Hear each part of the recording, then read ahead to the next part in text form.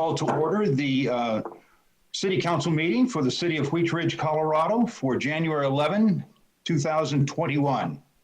Thank you for joining us. In a moment, you will see the flag come up on the screen, and when it does, if you would please stand as you are able and join me with the Pledge of Allegiance to the flag.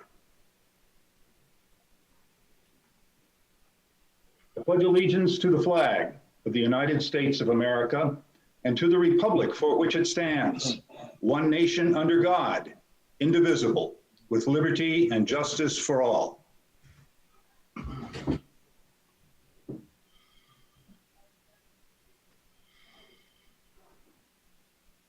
Thank you. Would the clerk please call the roll of the members? Thank you, Mr. Mayor. Denise Hoppy. Present. Judy Hutchinson. Present. Zachary Urban. Present. Rachel Holteen. Present. Amanda Weaver. Here. Corey Stites. Here. Leah Dozeman. Here. Valerie Nosler Beck. Present. Mr. Mayor, all 8 members of council are present. Thank you. We have 2 proclamations tonight. Our first one is for National Radon Action Month. And I understand that Ken Johnstone, our Community Development Director, is here to receive the proclamation. Ken, thank you for joining us tonight. So this is a proclamation in support of National Radon Action Month, January 2021. Whereas radon is an invisible, odorless, radioactive gas that threatens the health and safety of our community, and whereas radon is a leading environmental cause of cancer mortality in the United States and the 8th leading cause of cancer mortality overall, and whereas the Colorado Rocky Mountain region has been ranked Zone 1 by the United States Environmental Protection Agency as an area with the highest potential radon possible. And whereas any home in Wheat Ridge, Colorado may have elevated levels of radon, even if homes in the same neighborhood do not. And whereas it is important to support recommended radon practices and policies to reduce radon exposure and protect our community's health and welfare. And whereas testing for radon is simple and inexpensive, and when identified, radon exposure can be addressed effectively. And whereas in the adoption of the 2018 International Codes on January 13, 2020, City Council adopted Appendix F of the International Residential Code, requiring a minimum of passive radon mitigation in new residential construction to mitigate the transfer of radon gases from the soil into the home. And whereas Jefferson County Public Health, the Colorado Department of Public Health and Environment, the United States Environmental Protection Agency, and the American Lung Association are supporting efforts to encourage Americans to test their homes for radon, reduce elevated levels of radon, and build new homes with radon-resistant features.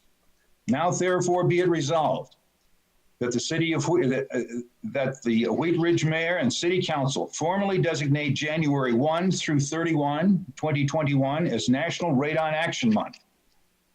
When to swear of on this 11th day of January, 2021, Bud Starker, Mayor. So thank you for Ken Johnstone for being here to accept this. Do you have some words you can say about radon and how we handle that in our city? Well, thank you, Mayor and Council. Glad to be here and glad to accept this proclamation.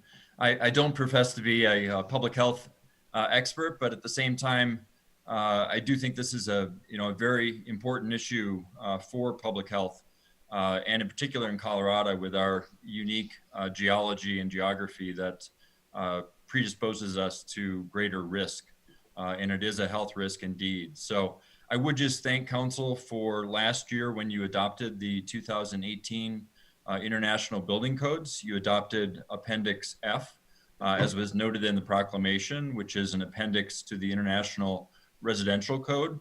And it requires at a minimum that all new residential construction in the city include passive radon protection. So that's a great it's a great step forward in ensuring better public health outcomes for all new residential construction in the city of Wheat Ridge. So thank you for the proclamation and for the recognition. All right, Mr. Johnstone, thank you very much for joining us tonight. Our second proclamation is for National Law Enforcement Appreciation Day, and we have our new Chief of Police, Chris Murtha, on the call with us tonight. Chris, Chief, thank you very much for joining us tonight. Thank you, Mr. Mayor. So this is a proclamation for National Law Enforcement Appreciation Day, January 9th, 2021. Whereas in 2015, Law Enforcement Appreciation Day, or Police Appreciation Day, was founded to highlight the support and appreciation of the general public for law enforcement. And whereas by founding the National Day of Recognition, the founders hoped to draw attention to the dedication of law enforcement officers who serve the public and make a difference while doing a job they love. And whereas National Law Enforcement Appreciation Day was founded to generate awareness of the dangers law enforcement officers face every day on the job, while protecting the communities in which they live and work. And whereas National Law Enforcement Appreciation Day is led by community members as the day of recognition law enforcement professionals, as well as the sacrifices made by their families. And whereas not only do professionals in law enforcement serve and protect by putting themselves in danger every day, but they safeguard life and property, provide protection against violence and disorder, and shield the innocent against deception and the weak against oppression and intimidation. Now, therefore, I, Bud Starker, call upon all those living and working in Wheat Ridge, upon our business community and those in service, civil, and educational organizations to join us, our City Council, in recognizing Law Enforcement Appreciation Day 2021 in honor of service of the women and men of the Wheat Ridge Police Department and those across the country who serve their communities and law enforcement. In witness thereof, on this 11th day of January 2021, Bud Starker, Mayor. So, Chief, thank you very much for being here to accept this proclamation and all of the work that you do and your department do to keep our citizens safe and protect us in the times that we live. Thank you, Mr. Mayor and Council, and I appreciate the continued support on behalf of the men and women of the Wheat Ridge Police Department and law enforcement in the area. I know this year's proclamation more than ever really hits home, and it means more now than ever. These are difficult times, and it's been a tumultuous year for law enforcement, but this community really stands by the police officers and the ethical work that they do every day to try and do a good job to protect everybody here and everybody in the city of Wheat Ridge. So on behalf of those people, thank you for the proclamation. And I'm proud to be a new member of the Wheat Ridge Police Department. And despite the fact that it's been 11 months, it feels like 11 years. But I suppose that's the same for all of us. So thank you to everybody for your support. And we really do need it and appreciate it. Well, thank you, Chief. And you're about to get your 1-year stripe. And please express our thanks to your department for the great work that they do for our city. So thank you very much. I will. Thank you. Okay, moving on down our agenda. Next is approval of the minutes. And the counselors in front of you, you have study session notes of December 7, 2020, council meeting minutes of December 14th of 2020, study session notes of December 21, 2020, and study session notes of January 4, 2021. Hopefully everyone had a chance to look through those. If there are any corrections, please speak now. Otherwise, we will let the minutes stand as presented. I see no corrections noted. So if Mr. Clerk, if you would let those stand as presented, that will be terrific, with our thanks. We are next at approval of the agenda. If I hear no objections, we will let the agenda stand as presented. So ordered. We will now move into our citizens' right to speak. This portion of our meeting. As a citizen, you may speak on any item that is not on the agenda for a limit of 3 minutes. If you wish to speak, please raise your hand. We're in the Zoom virtual format. At the bottom of your screen, you will see a little icon that says participants. If you click that at the bottom of the next screen, you will see a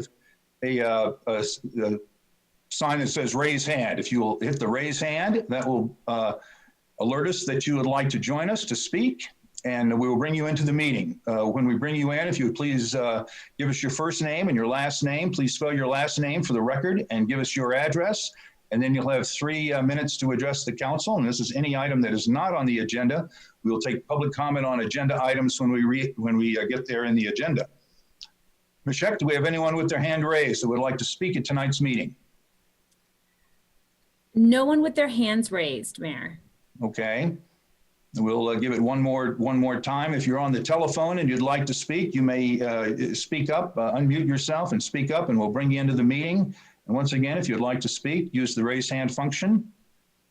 Any more takers on public comment tonight? No, again, I don't see any hands Okay, up. very good. Then we will move past our public comment and move to the next item.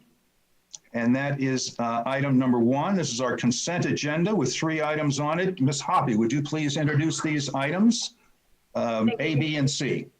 Thank you, Mr. Mayor. I'd like to present council agenda or consent agenda items 1, A, B, and C. 1A, resolution number 01-2021, a resolution amending the fiscal year 2021 2E bond fund budget to reflect the approval of a supplemental budget appropriation for the reappropriation and re-encumbrance of the 2020 fiscal year encumbered funds in the amount of $2,748,421.94 for Wadsworth Boulevard right-of-way acquisitions. Consent agenda item 1B, motion to approve a payment to Colorado Intergovernmental Risk Sharing Agency, CIRSA, for the 2021 property casualty premium in the amount of $320,615.44. Consent agenda item 1C, motion to approve an agreement with Molson Coors Brewing Beverage Company, a Delaware corporation, and its affiliate, Coors Brewing Company, to permit use of its property for staging in connection with the previously approved Bayou Ditch Repair and the Headgate Replacement Project. Thank you. May I have a motion to approve agenda item number 1, A, B, and C? I move to approve consent agenda items 1A, B, and C. Second. Second. We have a second by Mr. Urban. Mr. Stites got that, I think. Oh, Mr. Seitz got that? Okay, I stand corrected.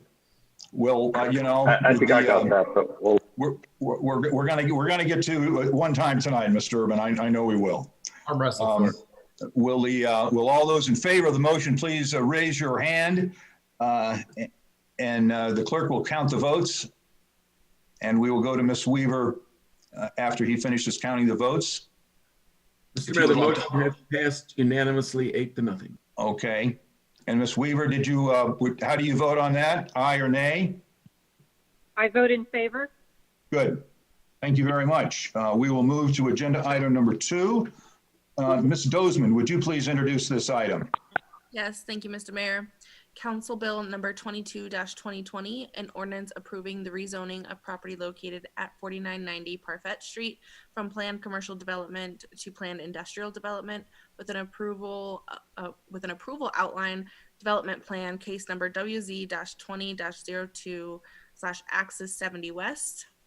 At issue, the applicant is requesting approval of a zone change from planned commercial development to planned industrial development with approval of an outline development plan for property located at 4990 Parfett Street, which is near the northeast corner of I-70 frontage road and Parfett.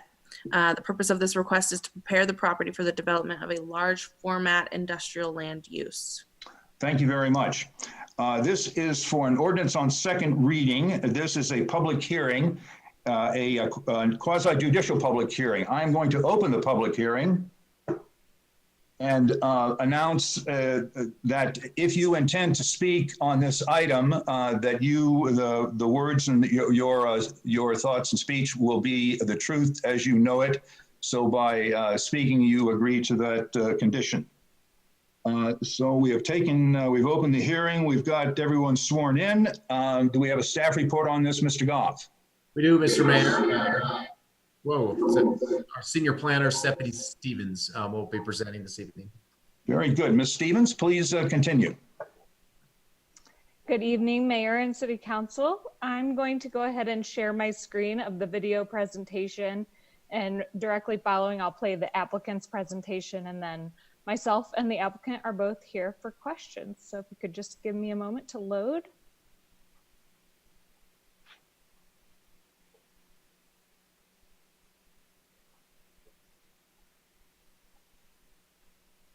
Okay, and please speak up if there's any issues with the audio.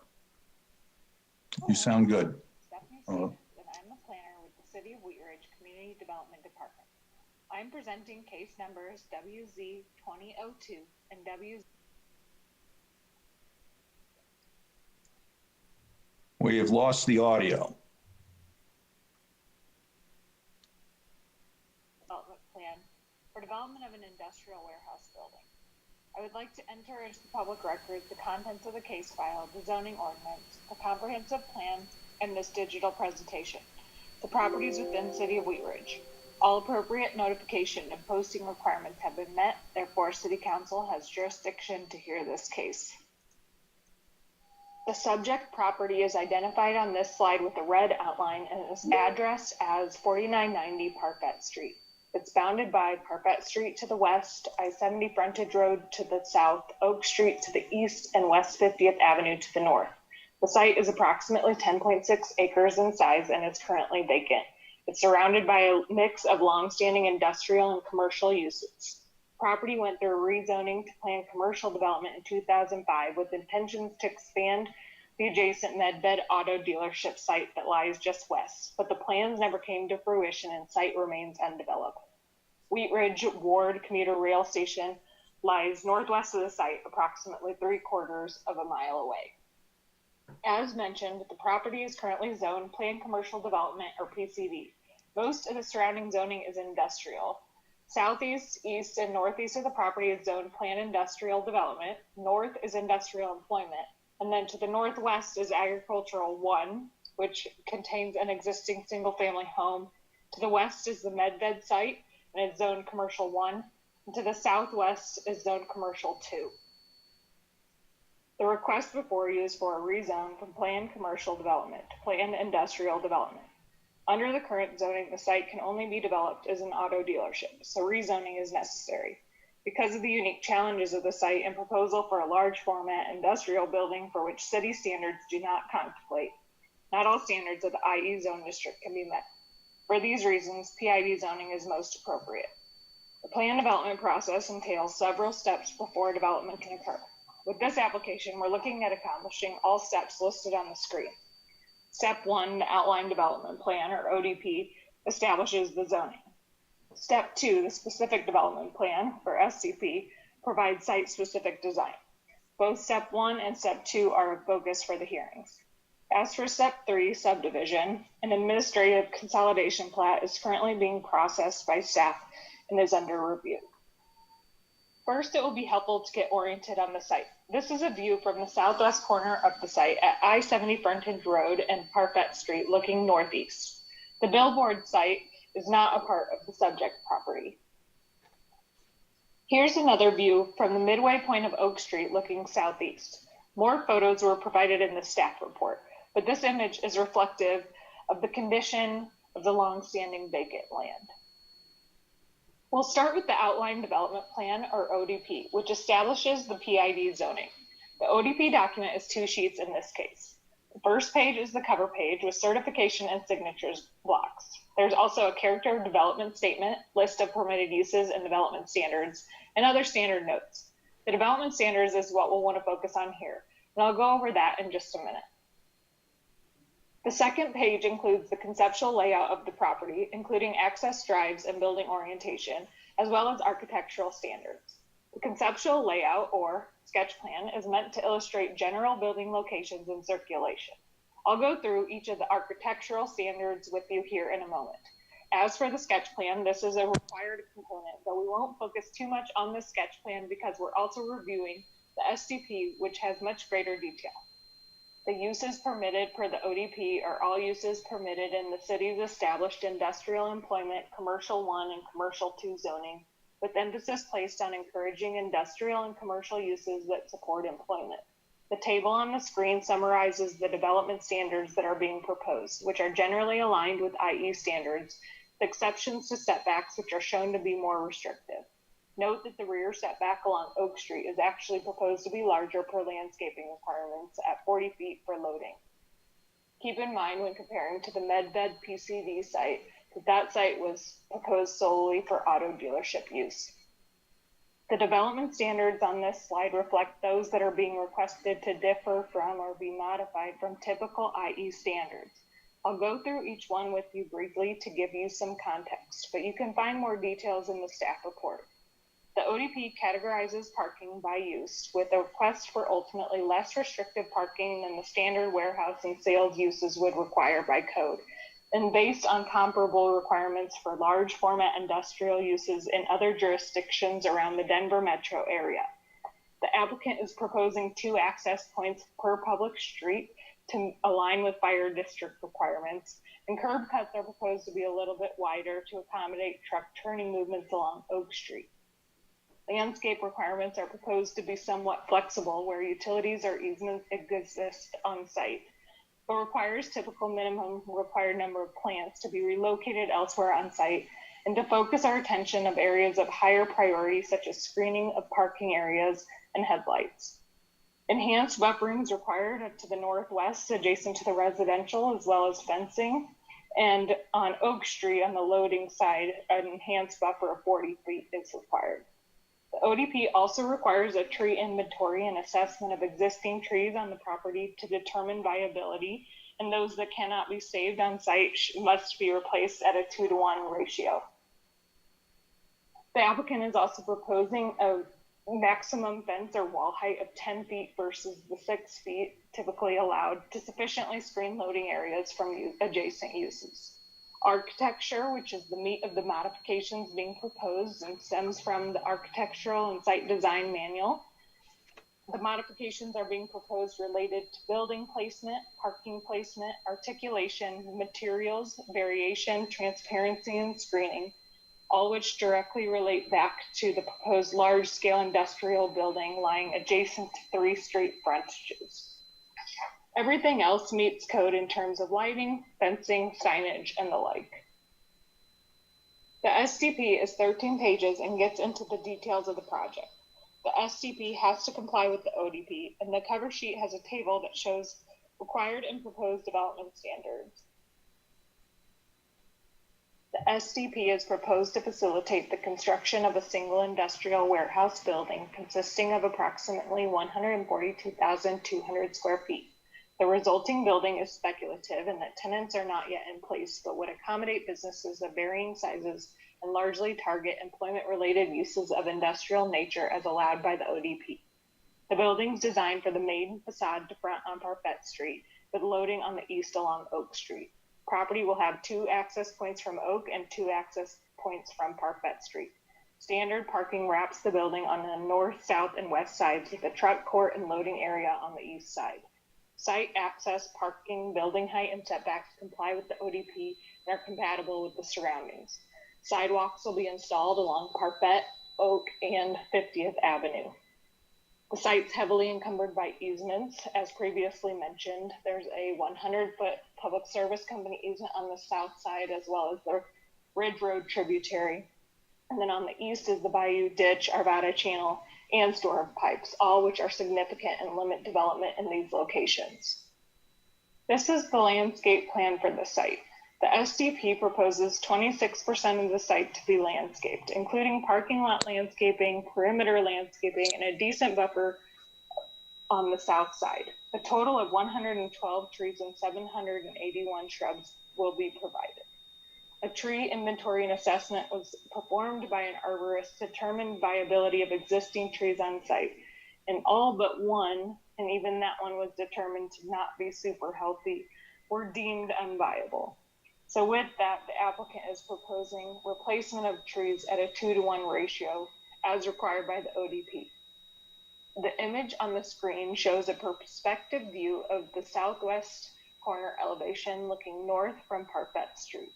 The proposed architectural construction reflects mainly articulated site concrete panels and glass accents and includes varying parapet heights, textures, colors, reveals, enhanced entries, windows, and features that help to break up the facade. The main entry includes an elevated glass line, enhanced architectural design on the south end of the building, which you can see here. All entries are recessed and include permanent canopies to help break up the monotony of the large-scale building. This is a perspective view of the east and south elevation from Oak Street. This is where you can see the loading area along Oak, which is proposed to be screened by 10-foot wing walls, which also help to break up the facade. As a requirement of the zone change process, a neighborhood meeting was held on April 21st, 2020 in a virtual meeting format with 14 people from the public in attendance. Notes from that meeting are included in the staff report. Since Wheat Ridge is not a full-service city, we sent the application on referral to outside agencies as well as completing our internal review. There are no remaining concerns or objections from outside agencies. Before the hearing, the property was posted for 15 days and letters were sent to property owners within a 600-foot radius. We have not received any calls or emails to date.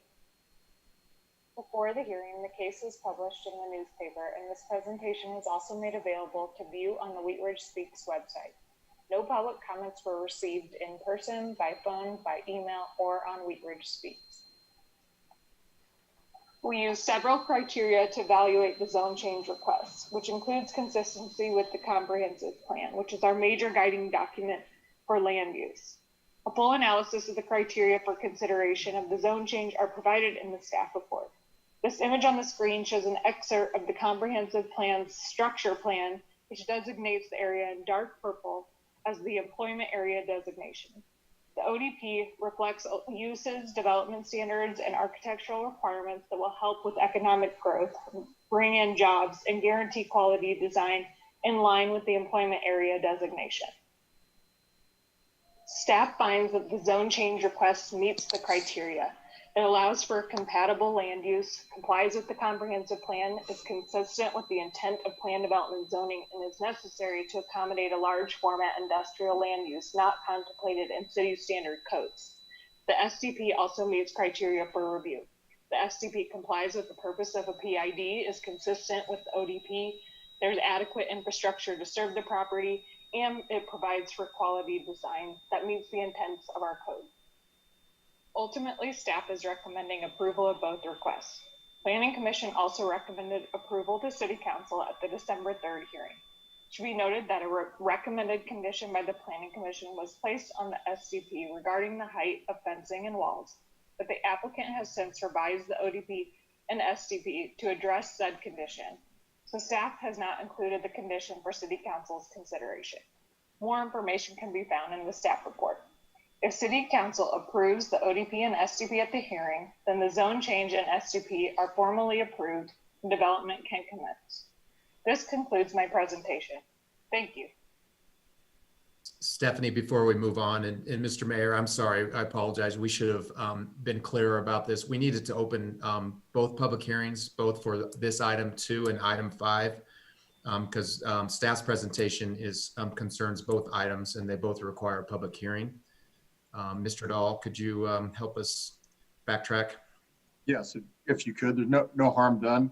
If the mayor would simply declare that the public hearing is also opened on agenda item number 5 and read what that item is.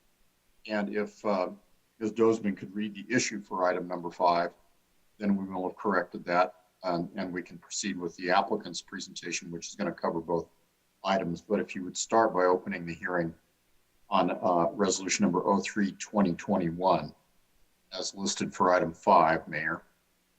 Okay, then I'm going to go, as Ms. Dozman had introduced item number 3, we're going to have her introduce item number 5. Ms. Dozman? Yes, resolution number 03-2021, a resolution approving a specific development plan for property located at 4990 Parfett Street, case number WZ-20-03/Axis 70 West. Okay. And we've already had a presentation on that. I am going to, this is a resolution and a public hearing. I'm going to open the public hearing. It is quasi judicial. So if you intend to speak on this, by speaking, you agree to tell the truth as you understand it in this matter. So now we've opened a public hearing on items let's see, 2 and 5, right? 2 and 5. 2 and 5. And we've had a presentation on items number 2 and 5. Mr. Dahl, do we need anything procedurally more to do? Only if you would let all the participants and the potential persons testifying know that they, when they do testify, they can testify on both matters and combine their testimony. And they can speak on either one or both of the 2 matters at the time they testify. So we won't be taking a separate list of witnesses for each of the 2. When it's your turn to testify, say everything you want to say about both the rezoning and the SDP. Okay, so I'm going to reiterate what our attorney has advised us, that we've opened the hearing for item number 2 and number 5, and you may speak and should speak with reference to both of those at this time because it is a consolidated public hearing. So with that, we've had the presentation, and before we go to questions from council, I would like to open it up to the public. If you're a member of the public, yes, Ms. Stevens. Sorry, we actually have a presentation by the applicant as well. If you don't mind. Okay, then before we go to the public, we will go to the applicant. Is that Mr. Mitchell? I will go ahead and share, but yes, it is Mr. Mitchell. Okay. I'll share the video presentation of his as well. Okay, thank you very much, and thank you for being here. Of course. Okay, give it a second. Here we go. Hello, everyone. My name is Matt Mitchell, and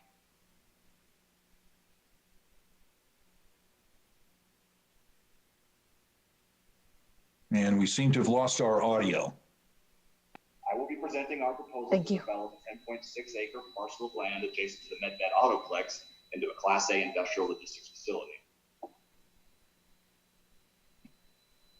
This aerial depicts the site located between Parkwood and Oak Street, just north of the I-70 frontage road between the Ward and Kipling exits on I-70.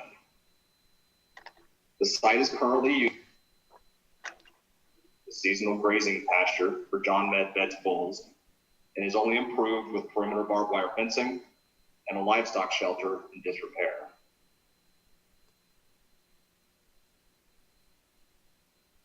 It was most recently subject of a rezone case in 2005 when the city approved an ODP designating the property as a planned commercial development for the purpose of expanding the MedVet Autoplex with an additional auto dealership and related warehouse for parts distribution and auto service that was never developed. We are proposing to rezone the site to a planned industrial development to facilitate the construction of a single Class A industrial logistics facility consisting of 142,200 square feet, with the goal of delivering a high-quality, aesthetically pleasing building to an undeveloped site that will provide employers the much-needed space to create local job opportunities for residents. The project will be a speculative development with no specific end user in mind at this time.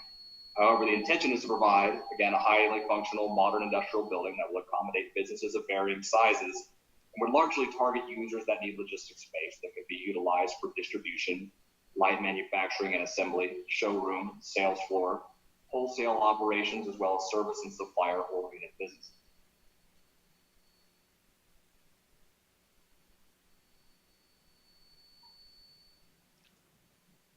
Here you see the current envisioned Wheat Ridge comprehensive plan. The site is drawn in the employment district as an industrial employment use. The plan lists the intended uses for this district as light manufacturing, storage, warehouse, and other industrial related uses. As such, our ODP, as a planned industrial development, is based on the industrial employment zoning standards, with a few modifications to provide for certain efficiencies and functional design elements that are required for large-scale Class A industrial logistics facilities like our proposed development to be successful. See here that our proposed planned industrial development is compatible with the surrounding uses that are planned industrial developments themselves to our east, to the north, and IE to the north, and ag use, including an Excel Energy substation to our northwest, and commercial that is the Medbed Autoplex to the west across Parkwood Street. We will our proposed development provide much needed and severely underserved industrial space in the city for the growth of the local business community and the creation of new job opportunities. General rule of thumb in industrial today is that 900 square feet of new industrial space equates to roughly one new job. In that ratio at this building, that would equate to as many as 150 new jobs for the city. Those job types could be a wide range of business entrepreneurs, wholesalers, engineers, sales team, craftsmen, service providers, with potential pay ranges anywhere from minimum wage to 6 figures plus. The buildings would have mixed use employment. They would have office components, some warehouse, some light manufacturing assembly, again, depending on who the end users end up being. And then it would also significantly increase the tax revenue for the city. So as an undeveloped parcel of land in 2018, the total tax bill was $19.18. And we estimate that in 2022 and beyond,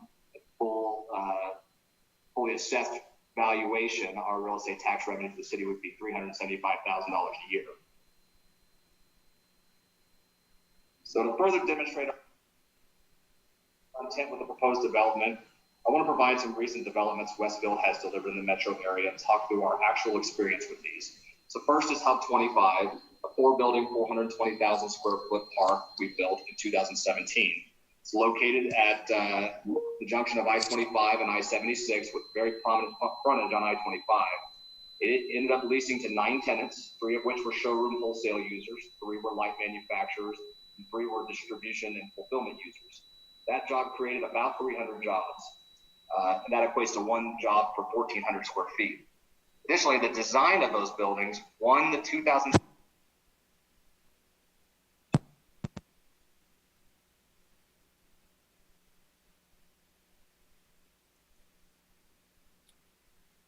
Stephanie, if you can hear us, we lost sound there on the presentation.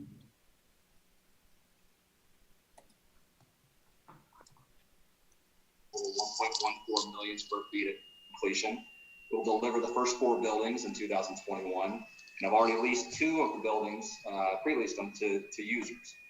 Building 7, we leased to a sales, marketing, and distribution user, that is Pepsi. And the second building we leased to a wholesaler and distributor of auto parts.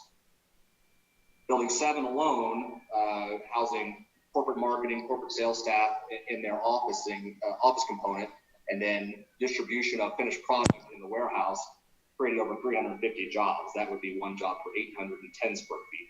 Again, the aesthetics of this park builds on the award-winning design in Hub 25, but brings more architectural detail and increased amount of storefront glass.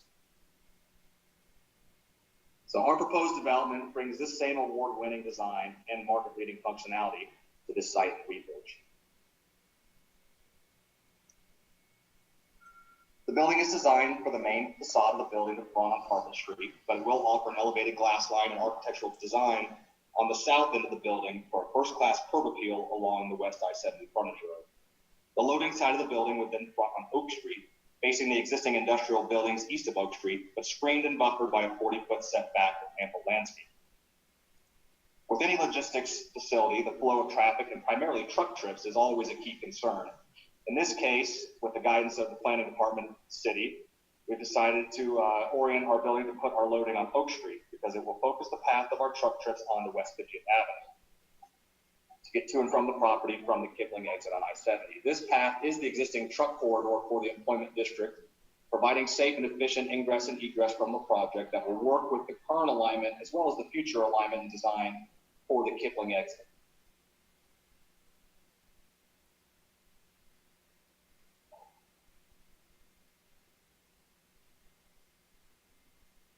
In addition to the economic benefit that our proposed project would create in the way of jobs and increased tax revenue, the project will also design, construct, and fund at significant cost to the development a number of public infrastructure items that will benefit the city and our neighbors.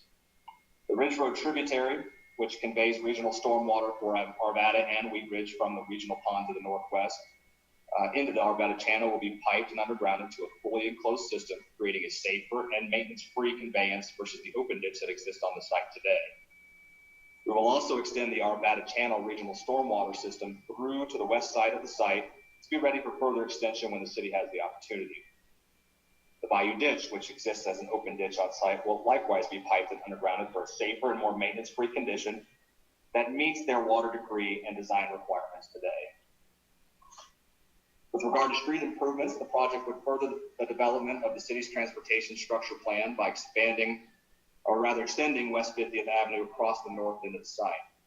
We are proposing to dedicate 18 feet more of our frontage along Oak Street on the east side of the property than is required to widen Oak Street to a 40-foot wide ultimate street section that will not only provide the safe and efficient access and turning radius that our trucks will need, but will also benefit our planned industrial development and industrial employment user neighbors to our east and north that rely on Oak Street. We will also provide curb gutter and sidewalk along Park, Oak, and the 50th Avenue extension where none has previously existed. With regard to landscaping and buffer zones, we hired an arborist to inventory the trees existing on the site today. He determined that all are either invasive species such as Russian olives and Siberian elms, or are not healthy and viable long-term like the cottonwoods along Oak Street. Our ODP does provide for existing trees to be replaced at a 2-to-1 ratio with new trees of desirable species for shade, canopy, screening, and quality. Code requires a minimum of 65 on-site trees. We have provided 101 plus 11 street trees in the extended 50th Avenue right-of-way. Regarding the landscape buffers provided, we are providing for a minimum 15-foot landscape buffer along Park Street.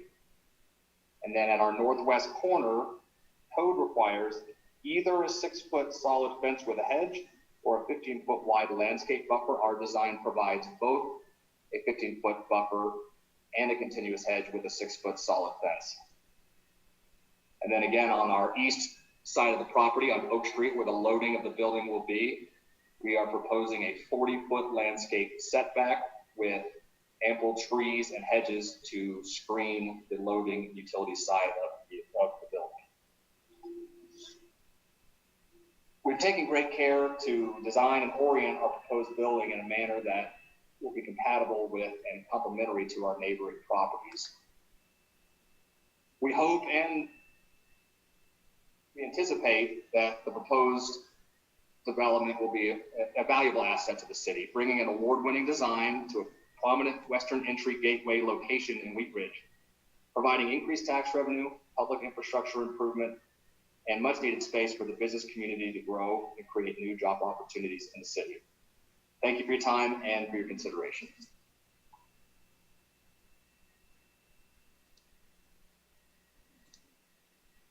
Okay, so that ends the presentation. Thanks for bearing with me on some of the technical issues there, but myself and the applicant are here for questions if you have them. Thanks.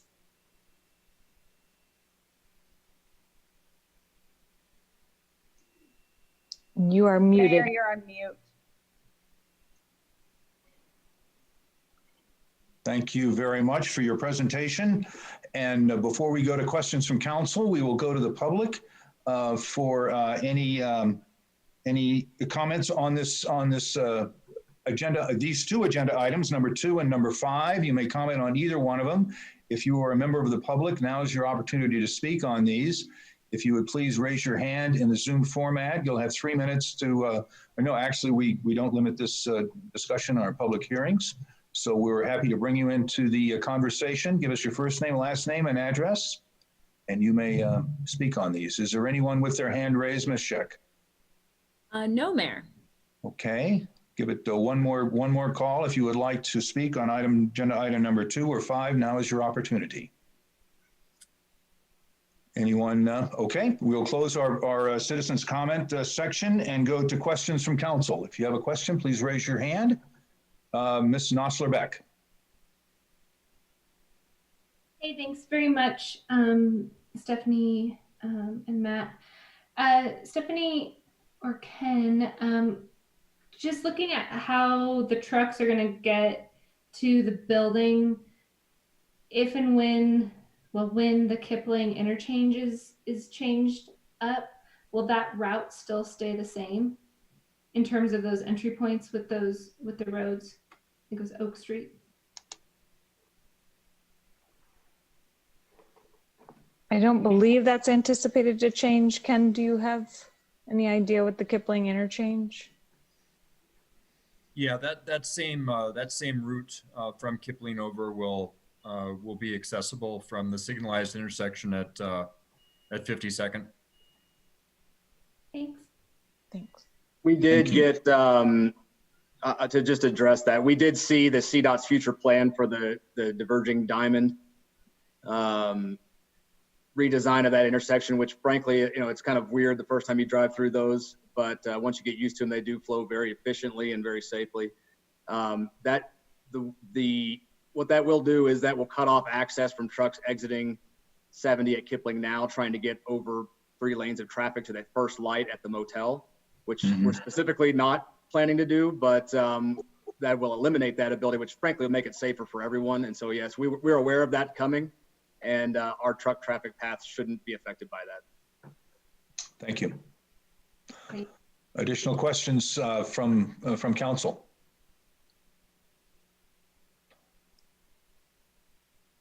I had one for you, Mr. Mitchell. You have a loading docks on the east side. That's your primary, the way you're going to load trucks is loading dock operations? That's correct. To be a highly functional Class A industrial building, you have to be able to provide a variety of loading configurations, and dock high loading is the preferred method for most of our tenants in these buildings. But it does provide a mix so that at the far north, far south end, there will be grade level ramped loading. And in the center where your utilities are, there will be additional ramped loading. And so these buildings are designed, or this building is designed specifically to be able to demise down to as many as 6 individual spaces to meet a variety of end users and their exact space requirements, and all providing dock high and grade level loading. Again, it's trying to cast as wide a net as possible to be able to suit anybody that may need this kind of space. Thank you. Additional questions from council? Ms. Hutchinson. Thank you, Mr. Mayor. I don't have a question, but I just would like to state what I think what an attractive building that is.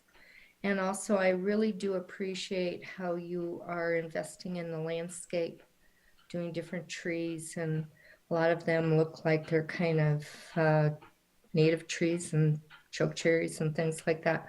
I really do appreciate that. Thank you. I hope they get water. We do. Our landscape irrigation plan got approved by Denver Water this morning. And so they are looking at that now. We do plan to be a long-term owner and operator of this facility. And so it is in our best interest to build a high quality project that is going to be aesthetically pleasing, but also relatively maintenance free going forward, so that it's utility years and years beyond our, initial tenancy, whatever that may be. Thank you. Thank you. Ms. Hulteen. Thank you, Mr. Mayor. I'd like to echo Councilmember Hutchinson's recognition of just the above and beyond landscaping. I think that's definitely appreciated. I have a question that I think the answer is apparent, but I just want to confirm. We recently adopted a revised noise ordinance, and in the ordinance, it specifies just industrial use. And I just want to confirm that planned industrial use falls categorically in that industrial use, just so that it's subjected to the same things that we're trying to address with the industrial use in that area. Yes, you are correct. Okay. Well, that was it. I agree. I think it's a really attractive proposal, and I think I appreciate that it's solving existing problems and attracting new investment in our community, and I'm looking forward to seeing it move forward. Thank you. Additional questions or comments from the council before we close the public hearings and go to a vote? Okay, I'm going to close both of the public hearings on item number 2 and item number 5. Mr. Dahl, should we run separate motions on each of these or consolidate them? Separate. Okay, separate thank motions. Yeah, separate motions. Take number 2 first. Okay. And number 5 second. I can do that. All right, Ms. Dozeman, may I have a motion on agenda item number 2.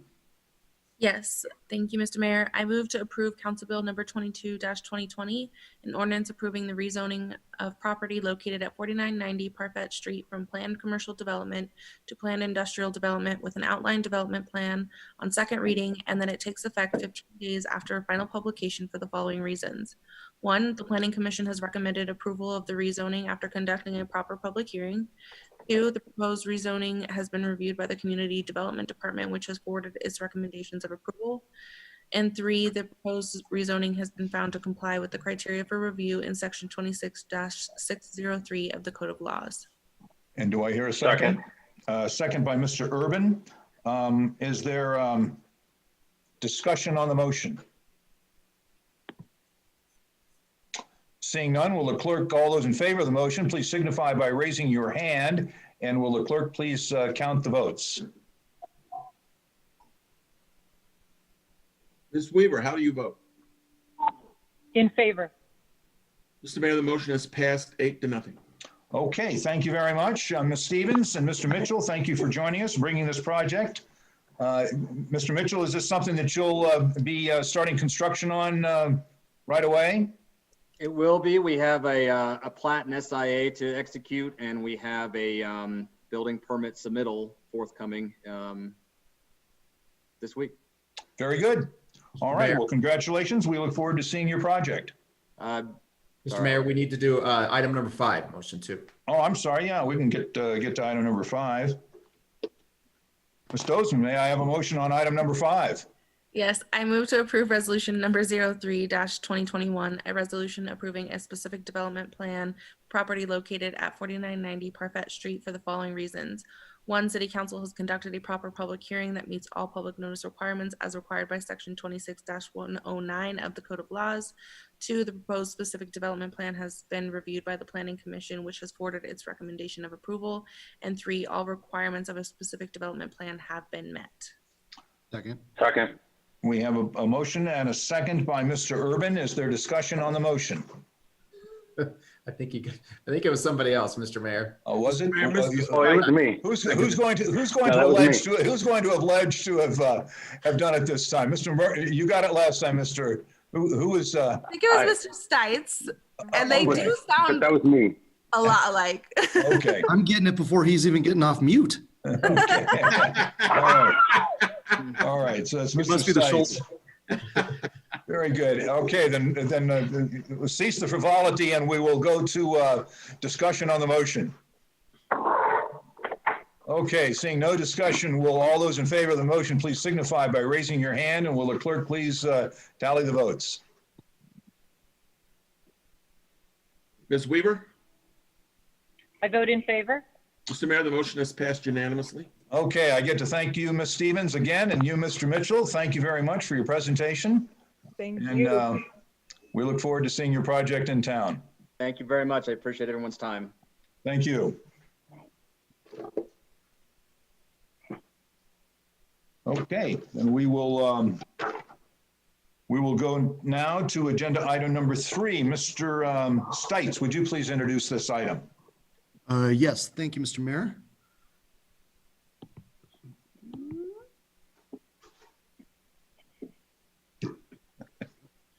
Council Bill number 21-2020, an ordinance approving an outline development plan, ODP, amendment to change the sign standards on property zone planned commercial development, PCD, and located at 7760 West 30th Avenue, case number WZ-20-07. At issue, the applicant is requesting an outline development plan amendment to revise the existing sign standards, which are more restrictive than the city's regular sign code. The applicant is requesting an amendment such that the city's regular sign code applies to the subject property. This, in turn, would allow the installation of a new freestanding sign. Okay, this is an ordinance on second reading. It is a public hearing, and it is quasi-judicial. I'm going to open the public hearing. And if you intend to speak on this item, by speaking on it, you agree to tell the truth as you understand it in this matter. Mr. Goff, do we have a staff presentation on this item? We do. Thank you, Mr. Mayor. Our planner, Zareen Tasneem, is here this evening for this item. Okay, Ms. Tasneem, please continue. Thank you, Mr. Mayor. I'm going to first play the staff presentation that's been pre-recorded and then play the applicant presentation. The applicant is also here tonight to take questions later on.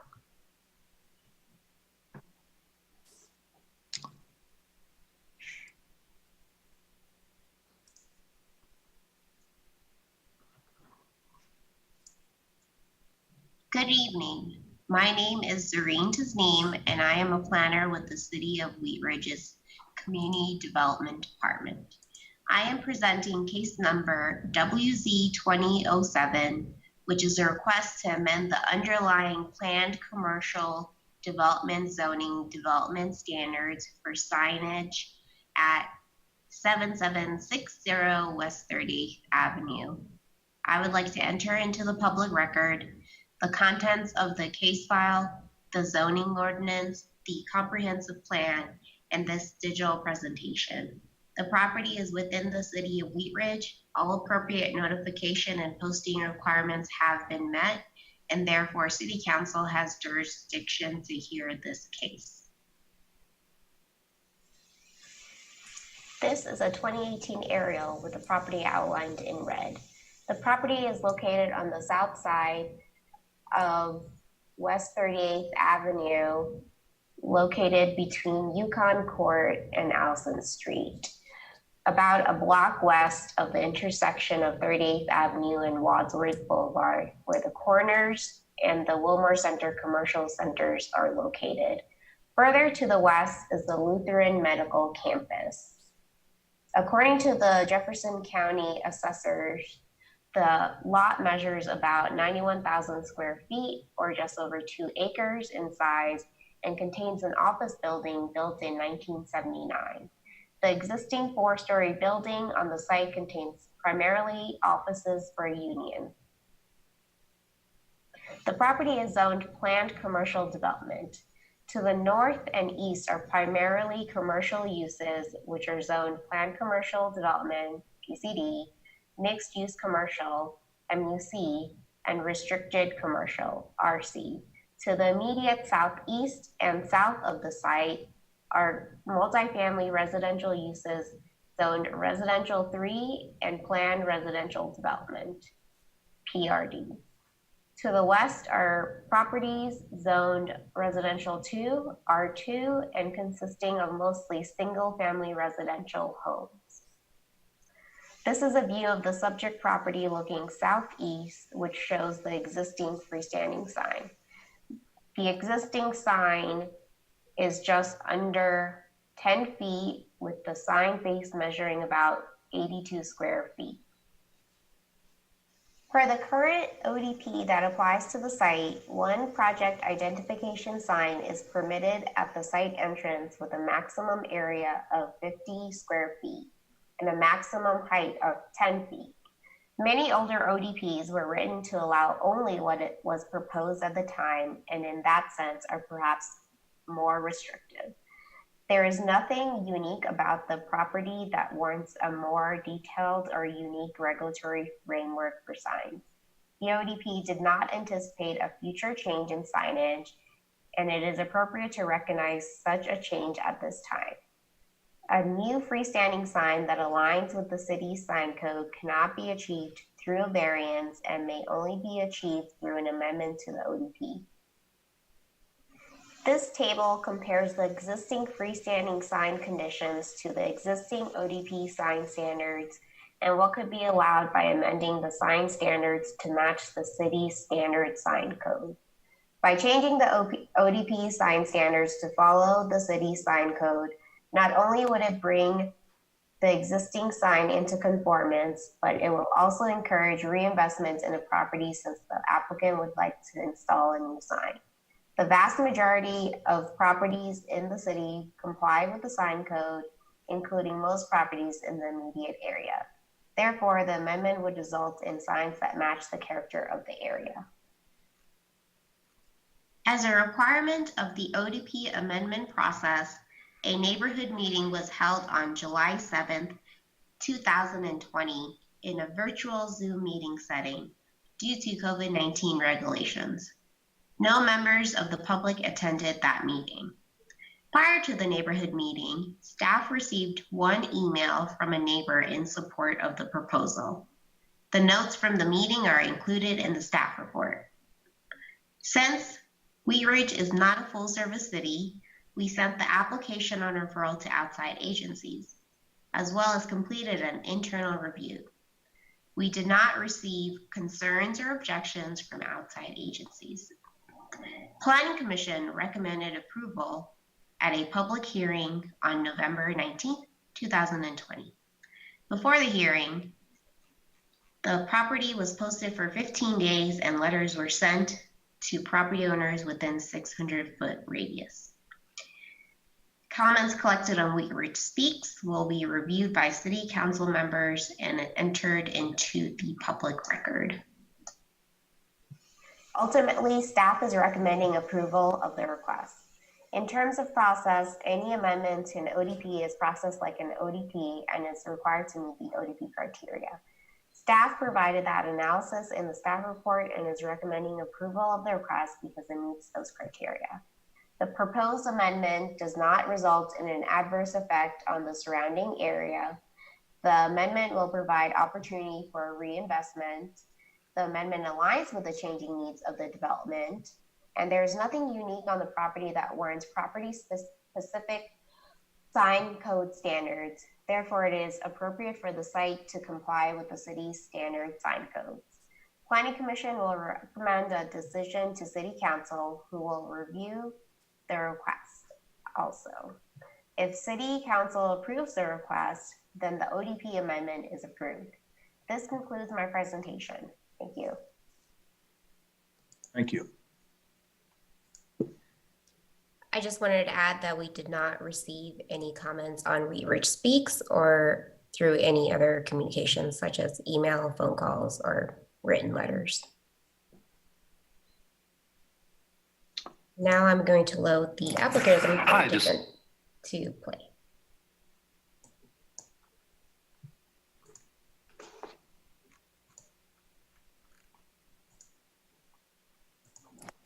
Hi, this is Kevin Schneider. I'm the Secretary Treasurer for UFCW Local 7.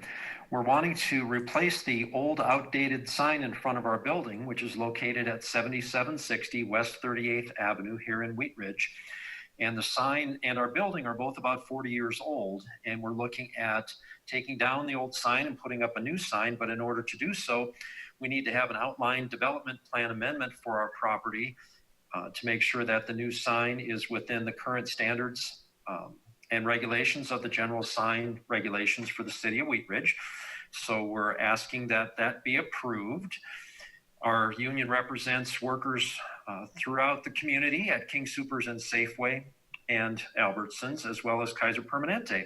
So your considerations with regards to approving our requested new sign and the amendment is appreciated. Thank you.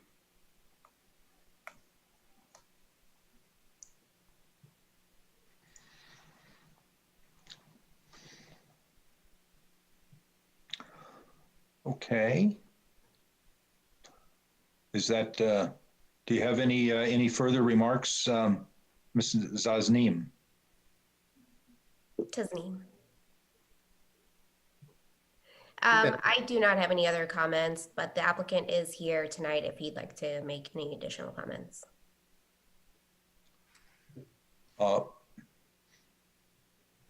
Thank you. Mr. Schneider, is there anything further you'd like to say? Yes, just briefly. Thank you very much, Mayor and Council, for hearing us tonight. We appreciate your time. The primary tenant that we have at our location on the first floor is Wheat Ridge Oral Surgery. The doctor has been there for over 20 years as our tenant. She's very interested in utilizing the new electronic sign for advertising purposes to gain clients for her Wheat Ridge Oral Surgery operation. So that's something that I know she has expressed interest in. She's very anxious. Her office manager has contacted me multiple times to see where we're at with regards to getting the new sign process and in place. So we're hoping to have a productive and positive meeting tonight. Thank you. Okay, before we go to questions from council, I would like to open this up to the public for public comment. If you'd like to comment on this agenda item, now is your opportunity. If you would raise your hand in the Zoom format, we will bring you into the meeting. And if you would please give us your first name and last name and spell your last name and give us your address, you'll be able to address this item. Ms. Scheck, do we have anyone with their hands raised? No, Mayor. Okay, well, one more time, if you'd like, if you're a member of the public and would like to speak on this item, you may do so now. Please raise your hand in the Zoom format or speak up if you're on the telephone. We'll bring you into the meeting. Okay, no one there, so we will close our public comment and open this up to questions from council. If you have a question, please raise your hand and I'll call on you. Not everybody at one time. Mr. Urban? Thank you. Do we have a picture of what the sign is going to look like, or it indicated in the planning commission that there was a picture of it presented there, but I haven't seen anything.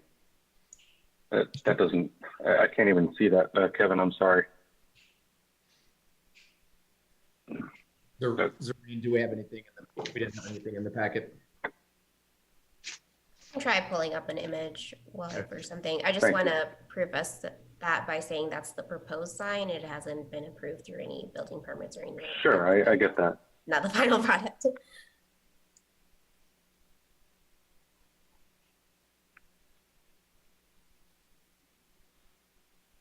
Did we think we were going to be able to bring up a rendering of the sign, or is that, or Mr. Mayor, yeah. Okay. Yes, I'm trying to look to see if I have a digital copy.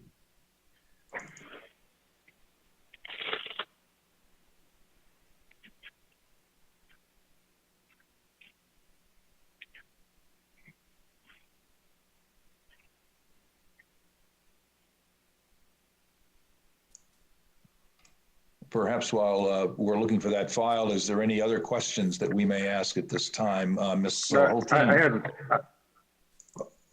Oh, do you have some more questions, Mr. Urban? Yeah, I just have one additional question.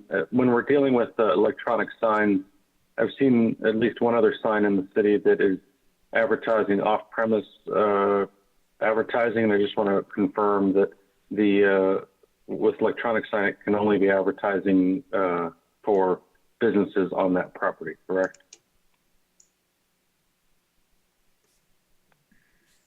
Can you take on that one, or Mr. Dahl? Yeah, I can take it with Jerry's support. It's a good question, Mr. Urban. It's a little tricky answer.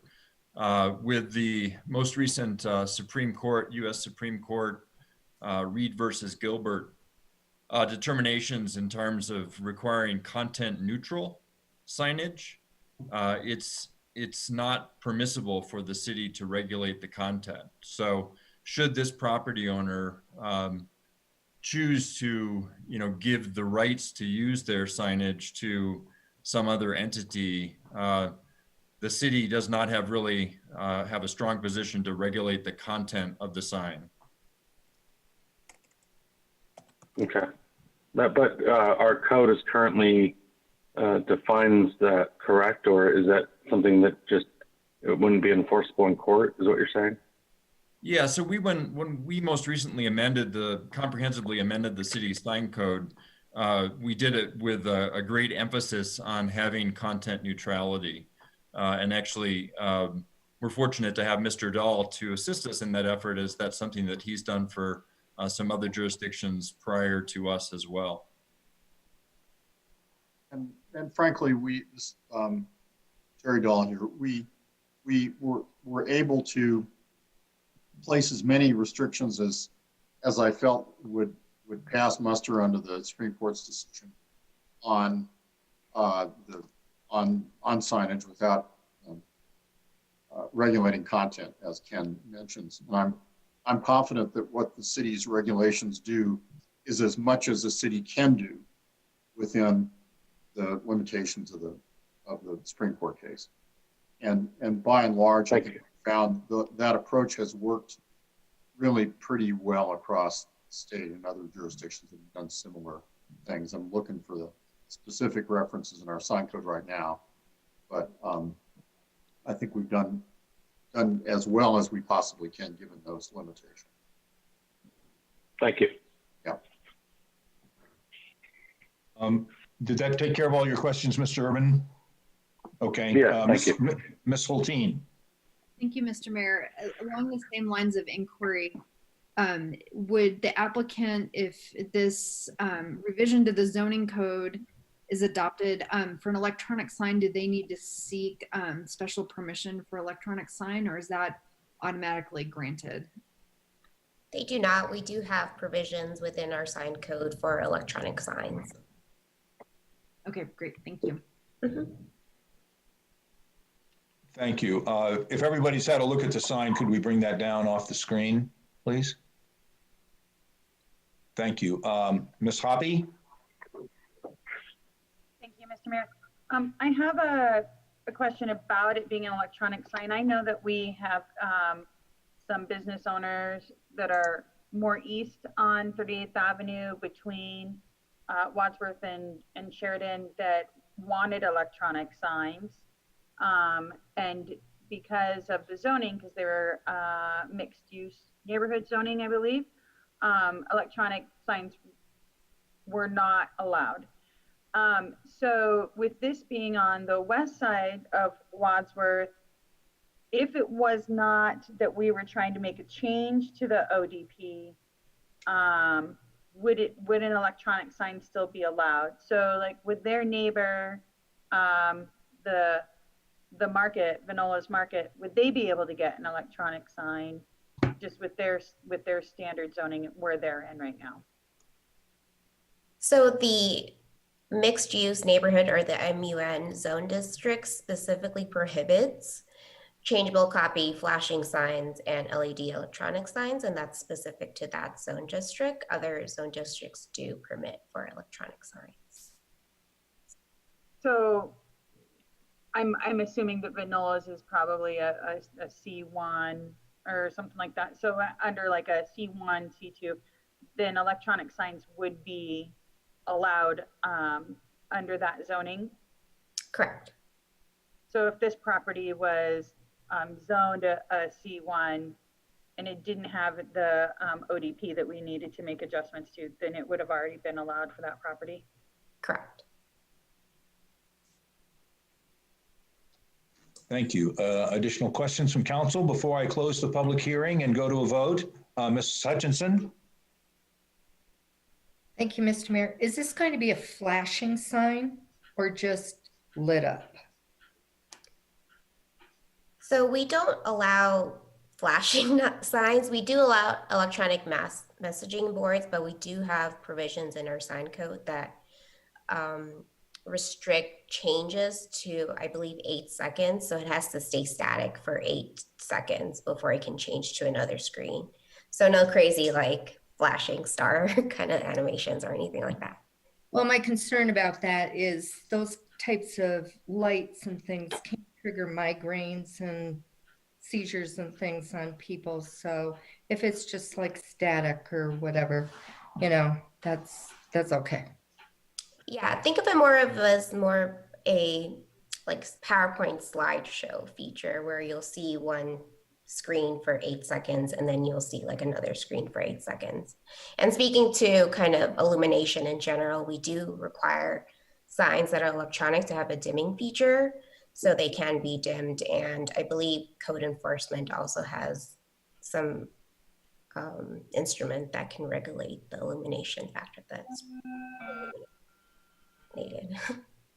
So the part of the sign that was a flag that was shown is the part that's going to change pictures or something?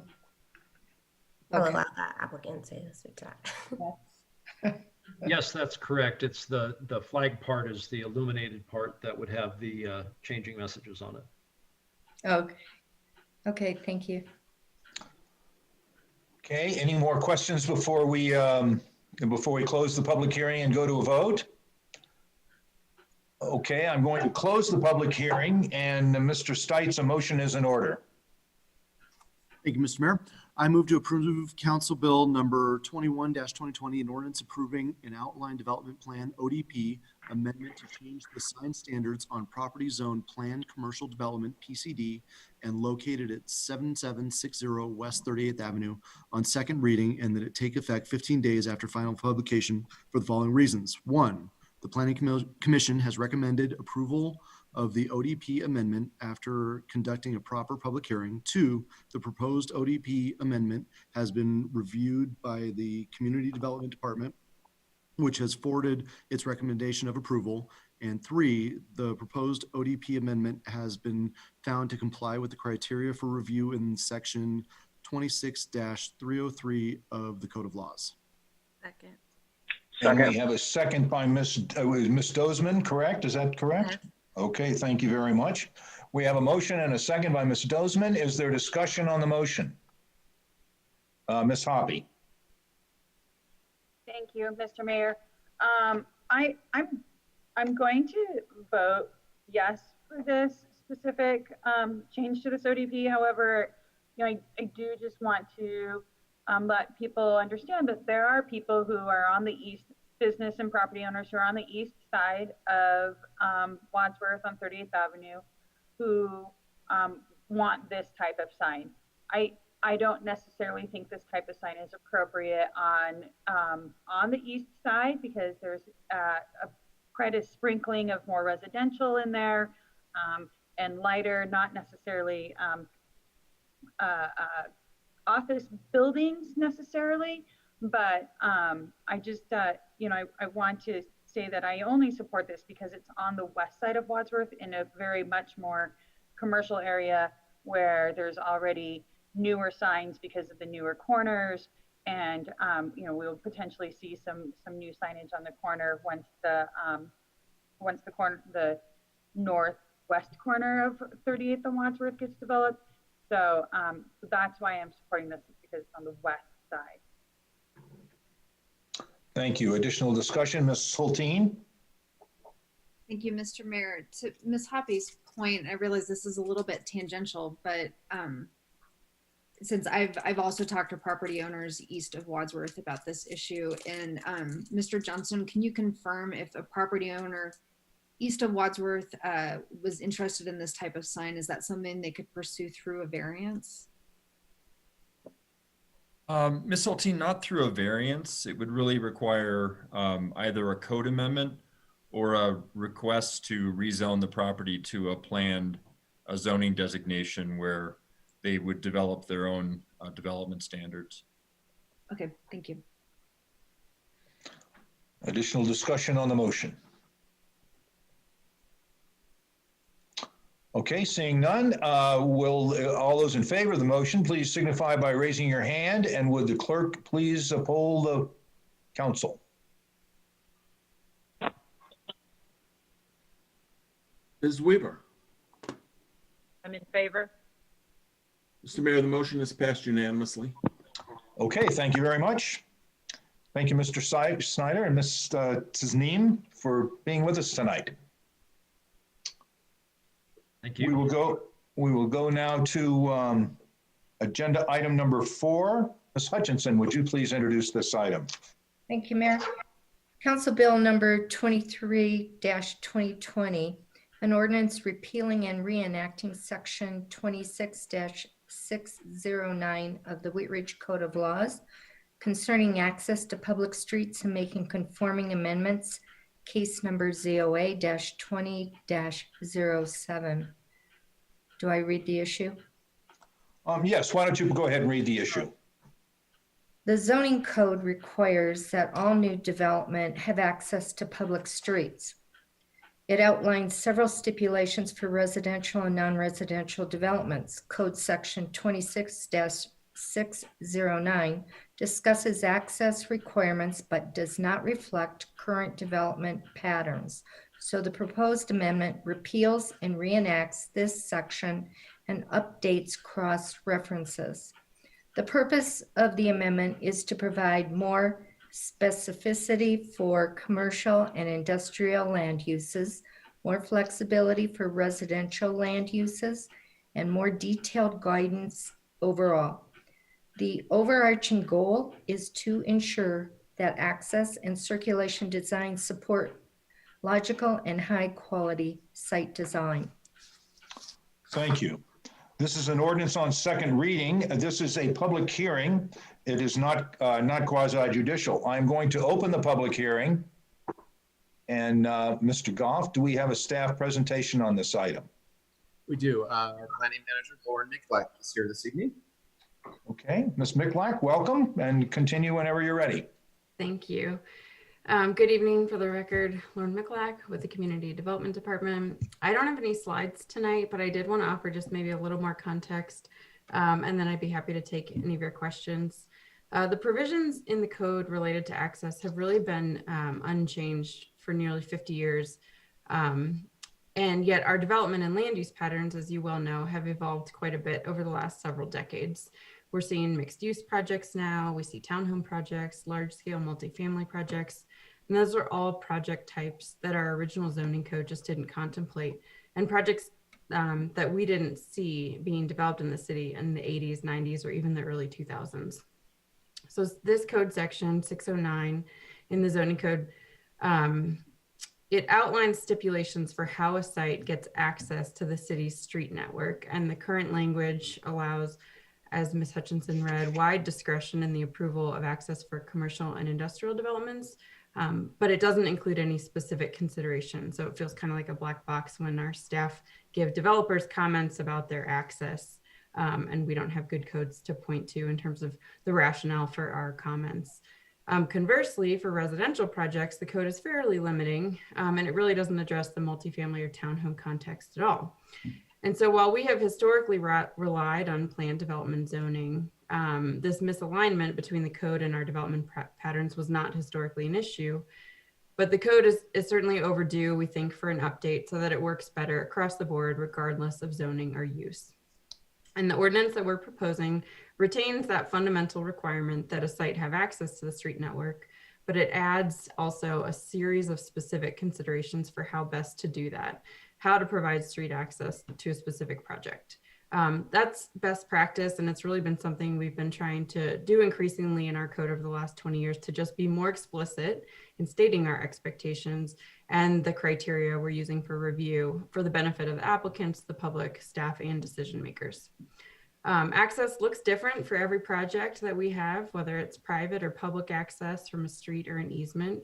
So to make those designs better and to make better decisions, the ordinance is itemizing factors such as maintenance and fire access, land use, block length, and the merits of alternate design. So we're just trying to remove that black box of what we're thinking about when we're making access designs or decisions.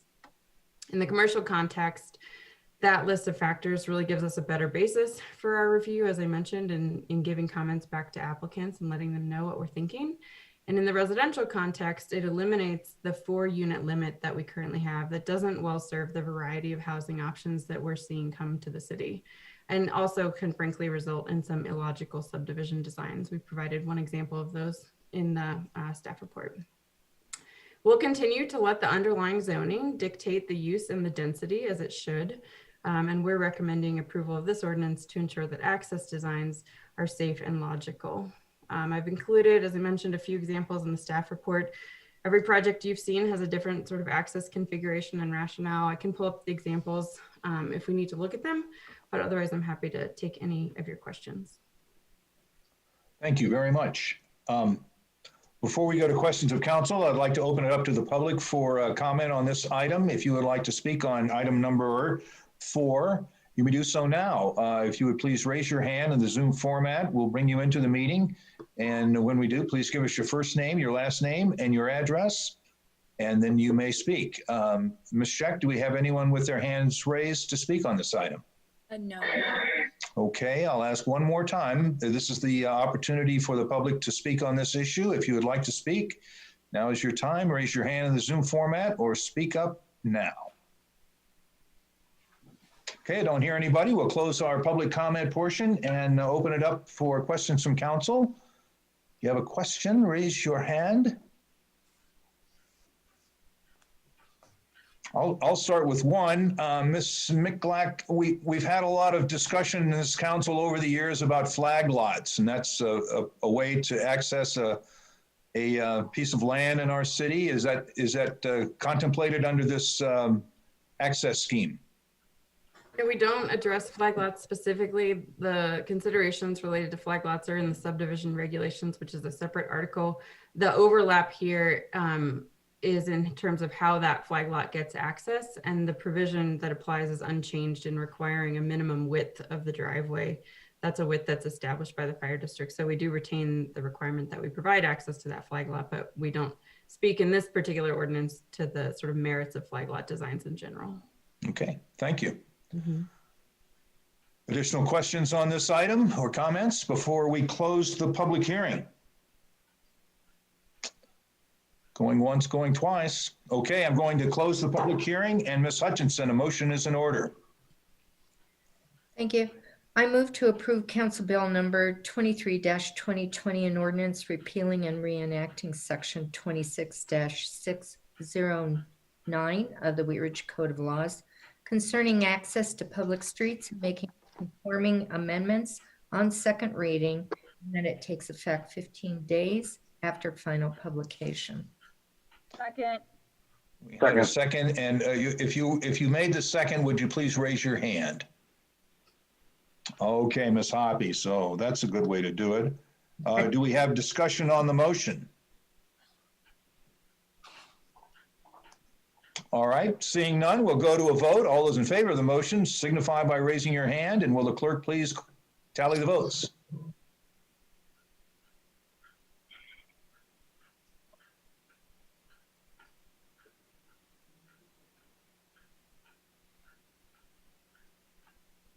Ms. Weaver? I'm in favor. Mr. Mayor, the motion is passed unanimously. Thank you. Okay, thank you very much, Ms. Michalak, for that presentation. We will move now to item number 6 on the agenda. Mr. Urban, would you please introduce this item? Thank you, Mr. Mayor. Resolution number 02-2021, a resolution concerning the leaseback of property located at 7575 West 44th Avenue to Bank of the West. At issue, the proposed improvements to Wazir Boulevard require that additional rights of way be purchased to allow the construction of public improvements in order to facilitate the acquisition of property at 7575 West 44th Avenue and subsequent relocation of Bank of the West. Staff is requesting the City Council approve a resolution authorizing leasing the property back to the Bank of the West until April 30th, 2021. Thank you. Mr. Goff, do we have a staff presentation on this? Not quite sure. I don't think we have much of a presentation, but Mr. Johnstone is here to give a little bit more detail maybe and answer any questions that you may have. Okay, thank you. This is a resolution of the council. Before we go to questions from council, I'll open it up to the public. If you'd like to speak on this issue, please raise your hand in the Zoom format. Let's see, Mr. Mayor, I'm handling this now and I don't see anybody. Okay, one more time. If you want to speak on item number 6, now is your opportunity. Raise your hand or speak up. Nobody yet? Okay, we'll close our public comment and go to questions from council. Do we have any questions on this item? Okay, seeing none, may I have a motion on item 6, Mr. Urban? Oh, Ms. Hutchinson, I'm sorry. Ms. Hutchinson. Thank you, Mayor. I just have a question. I just want some clarification. Is the city taking that whole great big building where Bank of the West is, or what? Yeah, thanks for the question, Ms. Hutchinson. So the building that we're taking would be at the northeast corner of 44th and Wadsworth. So it's a fairly small building that just occupies that hard corner. Okay. It's not the First Bank building. It is not. Thank you. Okay. Yep. Okay. Okay. Motion, Mr. Urban. I move to approve resolution 02-2021, a resolution concerning the leaseback of property located at 7575 West 44th Avenue to Bank of the West. Second. We have a motion and a second by Ms. Hulteen. Do we have discussion on the motion?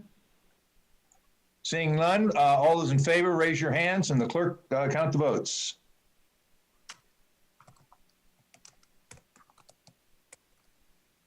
Ms. Weaver. I'm in favor. Mr. Mayor, the motion has passed unanimously. Okay, thank you very much. That, I believe, concludes the business items on our agenda. I would like to go to city managers matters. Mr. Goff. Thank you, Mr. Mayor. Just a couple things. I mentioned this last week, but Jefferson County has a couple opportunities for our local businesses, and there is a new grant program for small businesses that is open. Their application is on the Jefferson County website, and this is being funded through the state of Colorado. That passed legislation a few weeks ago to provide additional funding to small businesses who are impacted by the COVID. So if any businesses are out there, City Council, please spread the word. Staff did send an email out to our business list to make sure that all the businesses are aware of that grant program. And then also, as we mentioned again last week, Jefferson County is standing up the 5-star certification program that was approved by the Colorado Department of Public Health and Environment. And the county's not quite eligible yet until our COVID numbers, metrics are at a certain point, but we feel we're going in the right direction and we may be eligible very soon. So the county is pre-certifying businesses who may be interested once the county's eligible. So you can also go to the Jefferson County website and submit a letter of interest in the 5-star certification program. So, again, we notified hopefully all of our businesses of that program also. So couple programs to help our businesses through this COVID pandemic until we see some better days. So thanks, Mayor. Thank you, Mr. Goff. Introduce or go to our attorney, Mr. Dahl. Nothing tonight. Thank you. Thank you. We'll go to elected officials matters. Start with our clerk, Mr. Kirkpatrick. Nothing new this evening. Thank you, Mr. Mayor. Thank you. I don't know if Mr. Miller is on, but didn't see him on there. But we will go then to Ms. Nosler-Beck. Thanks, Mayor. Just wanted to remind folks that the deadline for boards and commissions is January 15th at, I think, 11:59 p.m. And so you can go to the website and find out what's available. I also encourage people to check out the Equity Task Force, the Race and Equity Task Force. That deadline has been pushed back to January 15th as well. Maybe your New Year's resolution was to get more involved in your community. This is a great opportunity to do just that. Thanks. Thank you, Ms. Nosler-Beck. Ms. Dozeman. Nothing tonight. Thank you, Mayor. Thank you very much. Mr. Stites. Thank you, Mr. Mayor. Ms. Weaver and I are planning to do a District 3 meeting on February 6th. It's going to be at the Rec Center. It's also going to be via Zoom, so it's going to be a hybrid. It'll be at 9:30 in the morning. We can take 25 people at the Rec Center according to the COVID guidelines, and then as many as can be on Zoom. So there will be more details out and a link to all that here in the coming weeks. But February 6th, 9:30 in the morning, District 3 residents at the Rec Center or on Zoom. So thank you very much. Oh, by the way, just make sure that even though the holidays are over, you've got to get out, replenish all the stocks and all that stuff that you had. Make sure you get it in Wheat Ridge. So if you can find it and buy it in Wheat Ridge. And then with everything going on in the world, please take care of your neighbors. Thank you. Ms. Weaver, we don't see you, but we certainly hear you. So anything for our listening audience tonight? Nothing, thank you, other than to second the announcement for our District 3 meeting in February. Thank you. Okay, thank you so much. Ms. Hulteen.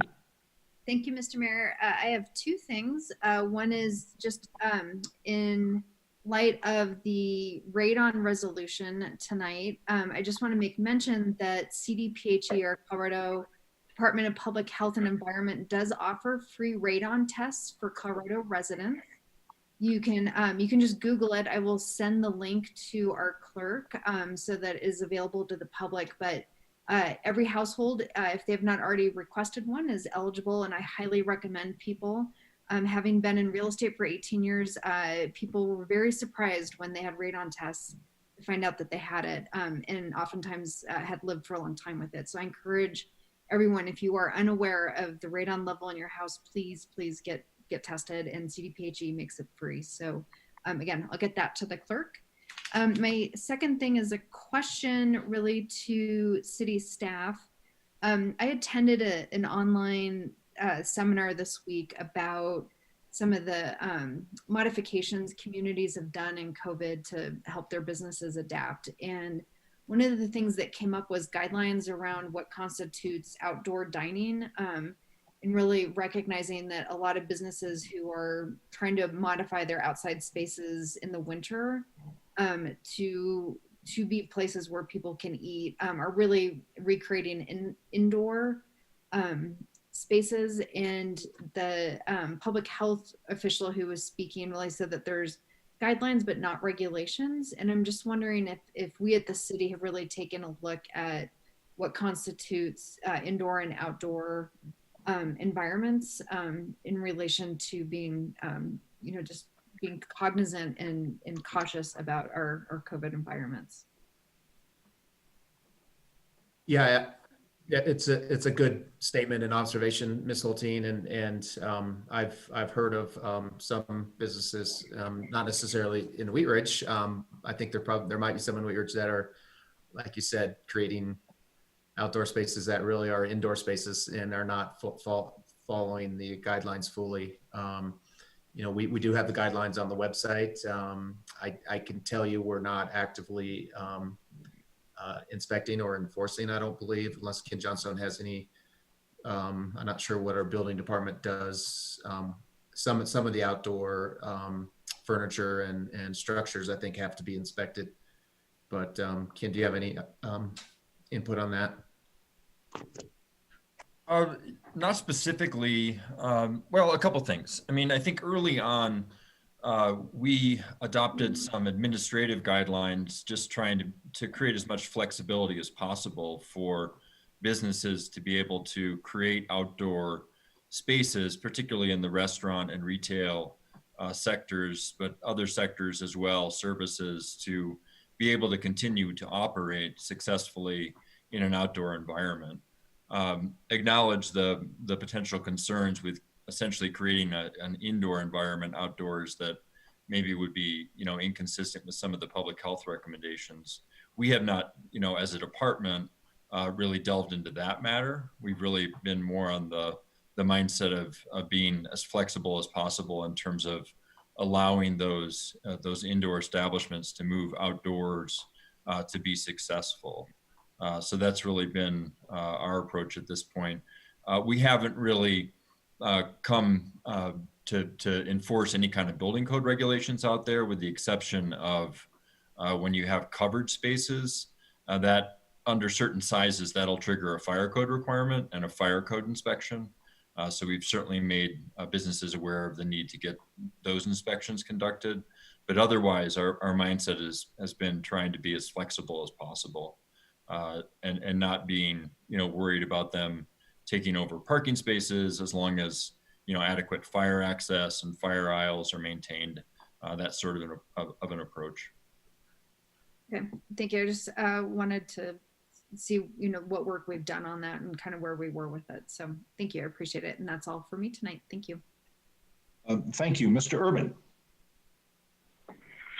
Thank you, Mr. Mayor. Just want to say thank you to all of our law enforcement community, both that are employed by the city of Wheat Ridge and those law enforcement that live in our city.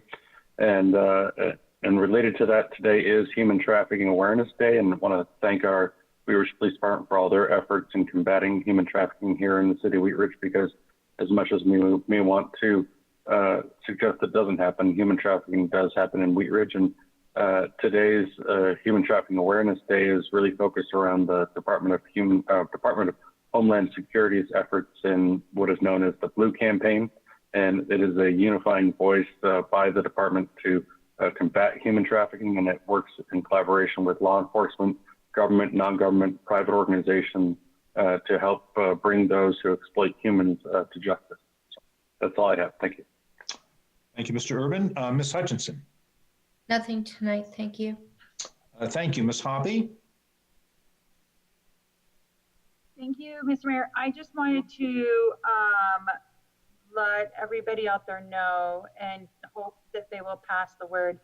If you know of anybody who is having trouble paying their rent or their mortgage payment, middle of the week, last week, Brandon McManus donated $15,000 to the familytree.org if you go online for that. And also they were able to get through the bill that was recently passed by the state, $54 million in housing assistance, not specifically for them, but there is housing assistance out there. So the Family Tree is there to help people access these funds. So if they don't necessarily have the funds, they can help you find the place to access those funds. So thefamilytree.org. Thank you very much. I would like to express the thanks to the folks who were able to join me at Coffee with the Mayor last Saturday. We had some good discussion. Our new navigator, Rebecca Rudabaugh, joined us, and I want to thank her for being there. I want to express our thanks again to our national law enforcement, and in particular our Wheat Ridge Police Department, the men and women there who work very hard for us to keep us safe, and we appreciate their work. So thank you very much for meeting. If there is no more business to come before the council, please stay safe out there. As Mr. Stites said, find it and buy it in Wheat Ridge. And please be safe with yourself and your family and those around you. So stay distant. We're making progress on this this pandemic, and we will survive in good shape. So with that, we will stand adjourned. Thank you all so much, and we'll see you back again pretty soon. Thanks. Good night.